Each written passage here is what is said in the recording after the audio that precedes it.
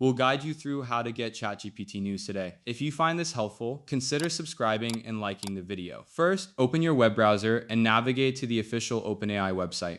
Once you're there, look for the news or updates section, which is typically found either in the top navigation menu or at the bottom of the homepage. Click on that section to access the latest news and updates about ChatGPT. You can also find related blog posts and announcements there. Another great way to stay updated is by following OpenAI's social media channels on platforms like Twitter and LinkedIn, where they frequently post about new features, updates, and other important information. If you prefer receiving news directly to your inbox, you might want to subscribe to OpenAI's newsletter. Look for a subscription option on the website, usually at the bottom of the page, and enter your email address to start receiving updates. Additionally, you can join forums or communities such as Reddit or Discord, where enthusiasts and professionals discuss the latest developments and share insights about ChatGPT. These platforms can provide you with real-time discussions and user experiences. Make sure to check these sources regularly so you don't miss out on any important news about ChatGPT. Don't forget to subscribe and comment if this helped you out.